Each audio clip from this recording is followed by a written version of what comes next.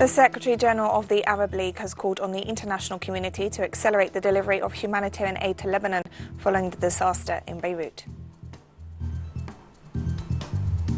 Talks between Bolivia's Supreme Electoral Tribunal and workers and social organizations to end protests over the postponement of the general elections have failed to reach an agreement.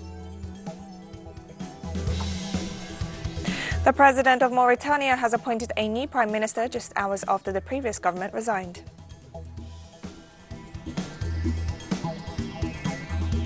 From the headquarters of Telesur English in Havana, Cuba, this is From the South, I'm Katrina Goss. The Secretary-General of the Arab League has called on the international community to accelerate the delivery of humanitarian aid to Lebanon following the disaster in Beirut. Secretary-General Ahmed Aboud Ghet also urged Arab relief organizations to support the recovery operations, while noting the need for an urgent international movement to help Lebanon overcome the catastrophe. And Lebanese authorities have given investigators 4 days to identify those responsible for the blast on Tuesday.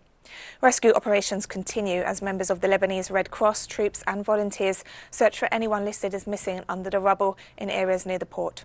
Officials reported that the death toll so far stands at over 150, while over 5,000 people were injured, with both figures expected to rise. Investigators probing the deadly blast that ripped through the city are focusing on possible negligence in the storage of tons of explosives. The government ordered the house arrest of several port officials on Wednesday, pending the findings of the investigation. A 2-week state of emergency has been declared while the security of Beirut is currently in the hands of the military.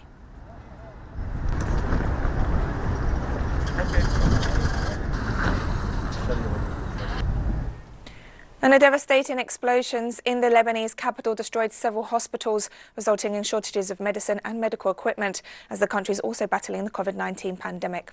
Analyst Randa Yassir of the International Civil Society Action Network discussed some of the challenges facing the Lebanese health system.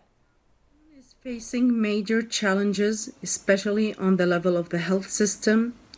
We have been suffering during the past weeks because of the increase in the number of people affected by the COVID-19. We are now suffering after the big explosion that took place yesterday evening. We have a big problem because we have only 12 hospitals and some of them were affected by the explosion.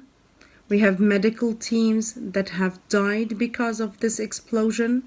We have big catastrophic ruins that took place in these hospitals that were destroyed by the explosion. There's shortage in the number of beds. There's shortage in the medical equipments that are needed. We are in a high need of having field hospitals and medical equipments and medicines to be provided. This explosion also affected the electricity and affected other facilities that will make it even harder for these hospitals to operate. We have seen a lot of initiatives that are trying to cover the gap, but also the people are trying to support by providing shelter. People are trying to support by different services to be provided to those injured and wounded or their houses were destroyed. French President Emmanuel Macron visited Lebanon this Thursday, where he toured areas around the port of Beirut. President Macron said France would organise an international fundraising conference with the European, American, Middle Eastern and other donors in order to raise money for food, medicine, housing and other urgent aid for Lebanon. However, the leader of the former colonial power piled on further pressure for reforms in the country, which is experiencing an economic and political crisis, stressing that aid would not fall into what he described as corrupt hands.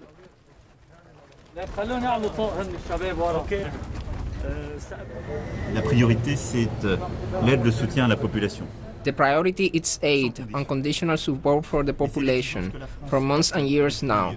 However, France has been demanding indispensable reforms in certain sectors: energy, government, procurement, and the fight against corruption. If these reforms are not carried out, Lebanon will continue to sink. We know that the crisis here is serious. It implies a historical responsibility on the part of the leaders in place. It is a political, moral, economic and financial crisis of which the Lebanese people are the first victims. And hundreds of Palestinians held a candlelit vigil on Wednesday to express their condolences and support for the Lebanese people.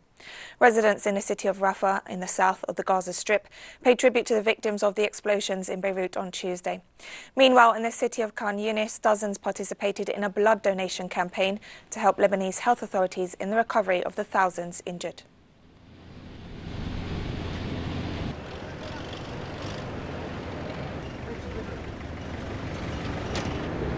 Poland's Conservative President Andrzej Duda has been sworn in for a second term before Parliament. On taking the oath, the President stressed that family, security, jobs, investments and dignity were of key importance for Poland. Duda underlined the high election turnout, noting that over 20 million people cast their ballot. However, he only won by a slim margin over his closest rival. The President assured that he was open to cooperation and that the door to the presidential palace was open to representatives of all political parties, but many opposition lawmakers and former presidents and prime ministers broke with tradition and stayed away from the ceremony. I will be right back after this short break, so don't go away.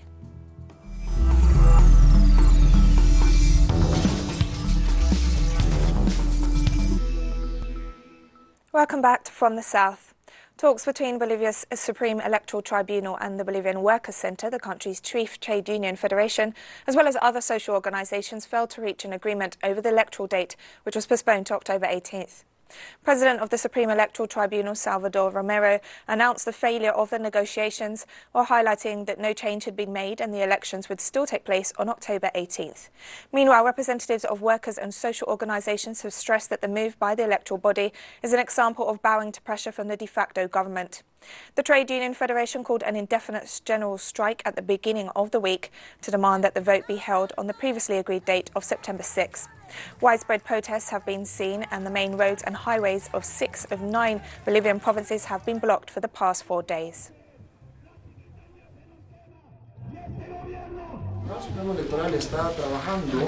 The Supreme Electoral Tribunal is working according to the electoral date that was defined and stipulated for the voting day on Sunday, October 18th. We are working on that line. We have not stopped working on a single day to advance with the preparation of all the electoral material, with the preparation of all activities. We want to ensure an election day in the country with clean and transparent elections, and that it is the commitment of the organization.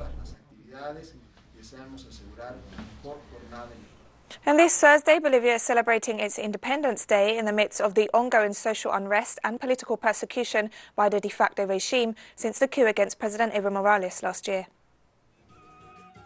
This August 6th, Bolivia commemorates its 195th anniversary of independence from Spain.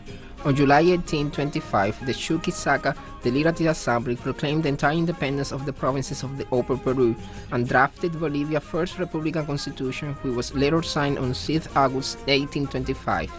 This date also marks a tribute to Bolivia's independence patriots, among them the liberator Simón Bolívar, Marshal Antonio José de Sucre, the indigenous Aymara leader Tupac Katari, the indigenous heroine Bartolina Sisa, and guerrilla military leader Juana Arzurdui.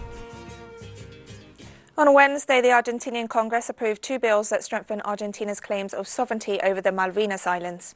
After an over 15-hour session, and by a large majority, the Argentine Chamber of Deputies approved the 2 bills related to the Malvinas Islands, a territory disputed with the United Kingdom that seized it in 1833.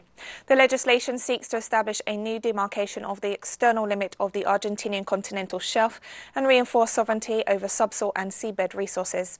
Meanwhile, an advisory council headed by the President was created to address sovereignty rights over the Malvinas, South Georgia and South Sandwich Islands and adjoining maritime and insular spaces.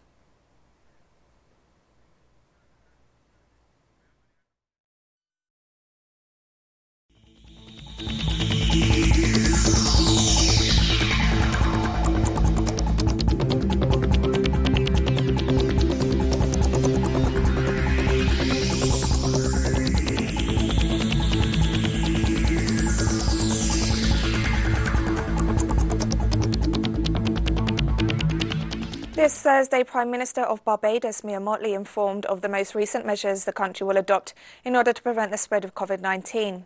In a press briefing, Prime Minister Mottley stressed that eliminating all the risks associated with the spread of the virus is not entirely possible.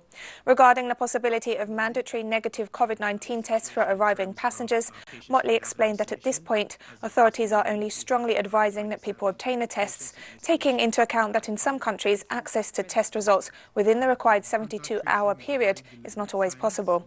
As such, she said the government is prepared to test people when they arrive and remains confident that the PCR test being used in the country is still the gold standard. For those persons who would have been closed, let me say first that we did not do it. It was not our...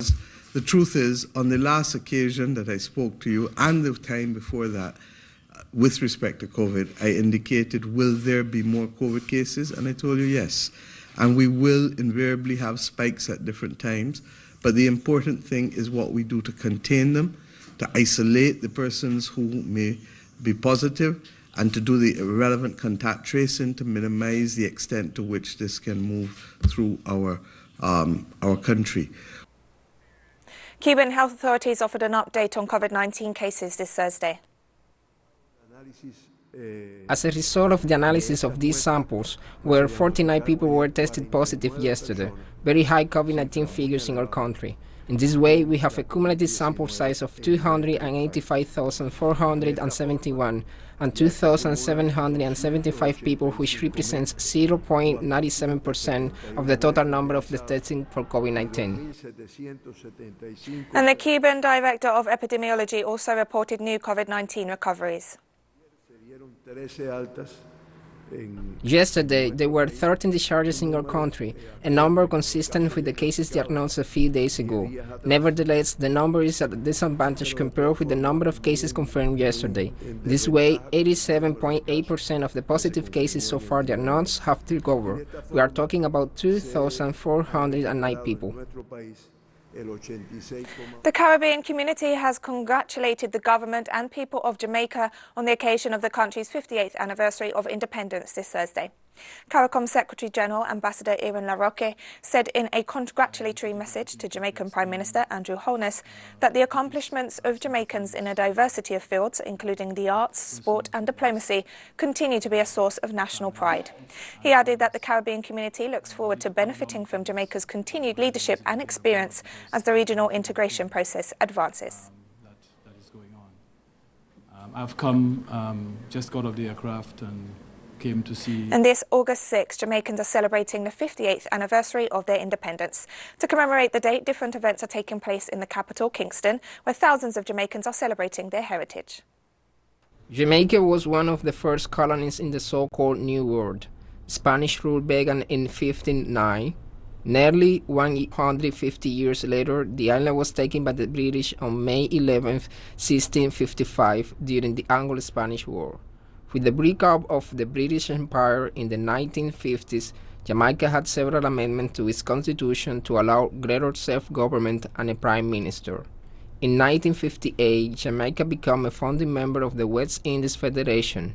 In September 1961, Jamaican dissatisfaction with the Federation and the slow pace of move to independence led to a referendum that resulted in 54% of voters wanting to leave. The elections of 1962 were won by the Jamaican Labour Party under the leadership of Alexander Bustamante. On August 6, 1962, the British flag was lowered in Jamaica for the last time, and the Jamaican flag raised 58 years ago. Today, the country's streets, buildings and even its people are decorated in the national color of black, gold and green, as Jamaica celebrates 50 years of independence. Dance and music performances took place all over Jamaica in venues from school to sport fields. The star events take place in Kingston, where thousands of Jamaicans celebrate their heritage. As they gathered there, many reflected on their memories of independence and how their country has changed in the 50 years since.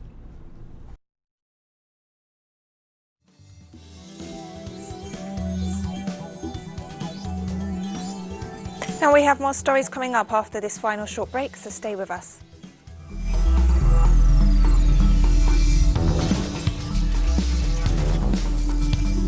Welcome back to From the South. Mauritanian President Mohamed Ould Ghazouani has appointed a new Prime Minister just hours after the previous government resigned. Prime Minister Ismail Ould Cheikh Sidaya announced his resignation and that of the entire government this Thursday amid an investigation into alleged high-level corruption. President Ghazouani appointed veteran public administrator Mohamed Ould Bilal as Prime Minister. The political system in Mauritania has been rocked this year by a parliamentary investigation into alleged corruption in the government of former President Mohamed Ould Abdel Aziz, who stepped down last year after a decade in power.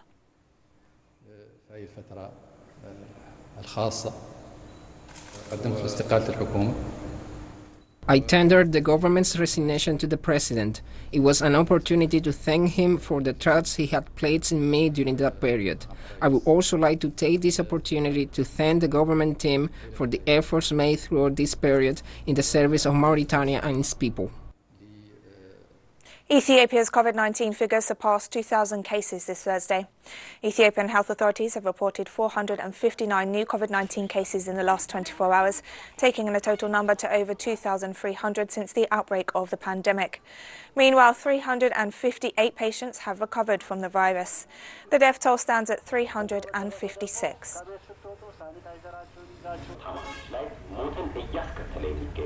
Schools have reopened in Nigeria under strict COVID-19 preventative measures. Instructed teachers not to ensure that they keep their social distance from students. It's usually hard for teachers because there's a certain level of physical interaction that you want. But in this case, this is an emergency, and so we've done a lot of training for the teachers to help them, to guide them through this rather difficult stage. I just lost hope that, okay, we're not going to resume this year. There's no need for me to be reading. Well, now that we have resumed school, I feel very happy and fulfilled. Even though the fear of contracting the virus is still there, I was still putting my best efforts to put in the safety measures to protect myself from contracting the virus. We've been taught to wash our hands regularly, to observe social distance with our peers whenever we're talking, and we should use our face masks always. And I'm sure with all this put in place, I will go home safe the way I came to school. At least 10 people have been killed in Sudan due to floods caused by heavy rains.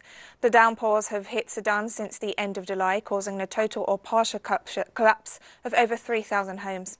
Meanwhile, according to local authorities, a dam collapsed in the locality of Butet, while dozens of hospitals and educational facilities, together with commercial establishments, have been affected by the strong rains.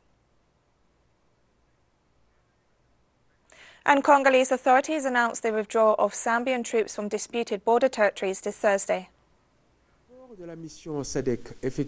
The report of the SADC mission carried out from the 22nd to the 29th of July 2020 led to Zambia's recognition that the border territories of Kalumbamba and Kibanga that it had occupied belonged to the Democratic Republic of the Congo. As of August 4, 2020, our competent services and all Congolese and foreign officials have noted the effective withdrawal of Zambian troops. The Joint Committee also ordered the installation of the provisional border pillars, pending the construction of the final border pillars and the use of durable materials. This, of course, has not put an end to all aspects of this dispute, which will continue to be the subject of negotiations between the two parties. Chinese authorities have rejected attempts by the United States to extend an arms embargo on Iran by tabling a resolution at the United Nations Security Council next week. China firmly upholds the authority of the Security Council resolutions and the effectiveness of the comprehensive agreement and does not agree with the United States' efforts to extend the arms embargo on Iran in the Security Council. All the provisions of the Security Council Resolution 2231, including the arms embargo, should be carefully implemented. China will work with all parties and the international community to continue to uphold the comprehensive agreement and Security Council resolutions, uphold multilateralism, and promote the Iranian nuclear issue, political and diplomatic solution. Japanese authorities paid tribute on Thursday to the victims and survivors of the world's first nuclear attack launched on the city of Hiroshima by the United States 75 years ago. Japanese Prime Minister Shinzo Abe, together with the survivors and relatives of the victims, attended the ceremony, which took place under COVID-19 preventative measures. Meanwhile, several traditional ceremonies were suspended, including the floating lantern ceremony, which is performed every year in memory of the victims. The bombing of Hiroshima by the US Army in 1945 resulted in the death of over 140,000 people and was followed by another nuclear attack on Nagasaki just 2 days later, causing nearly 74,000 deaths. And on the occasion of the anniversary of the atomic bombings of Hiroshima and Nagasaki, the mayor of Hiroshima, Kasumi Matsuo, stressed that the Japanese government should adhere to the Treaty of the Non-Proliferation of Nuclear Weapons.